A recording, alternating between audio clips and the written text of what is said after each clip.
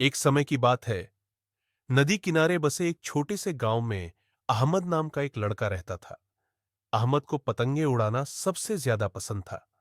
वह अपने दादाजी के साथ घंटों रंग बिरंगी पतंगे बनाने में बिताता और दादाजी उसे पतंग उड़ाने के सारे राज सिखाते।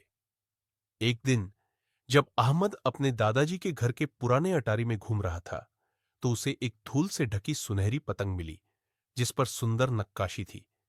वह बहुत पुरानी और रहस्यमयी लग रही थी।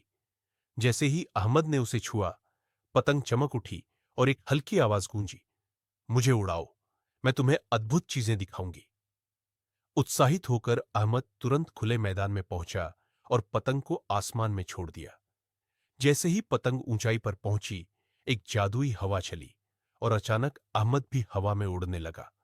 वह पतंग के साथ उड़ते उड़ते गांव के ऊपर से एक ऐसे स्थान पर पहुंच गया जहां तैरते हुए महल और चमकती हुई नदियां थीं।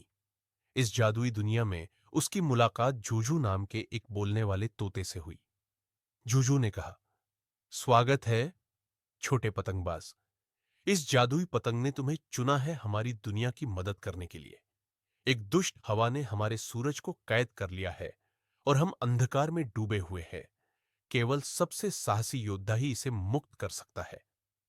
अहमद डर तो गया, लेकिन मदद के लिए तैयार हो गया। जूजू उसे एक ऊंचे पहाड़ तक ले गया, जहां दुष्ट हवा ने सूरज को एक कांच के पिंजरे में कैद कर रखा था। अहमद ने अपनी पतंग के सहारे तेज हवाओं से लड़ते हुए कई बाधाओं को पार किया।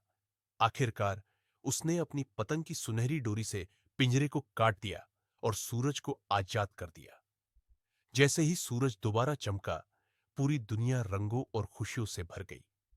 जादुई पतंग अहमद को सुरक्षित उसके गांव वापस ले आई। जब वह जमीन पर उतरा, तो उसने देखा कि उसके दादाजी मुस्कुरा रहे हैं। तुमने हिम्मत और दयालुता की सच्ची शक्ति को पहचान लिया है मेरे बेटे। उस दिन के बाद से अहमद गांव का सबसे बहादुर पतंगबाज कहलाने लगा।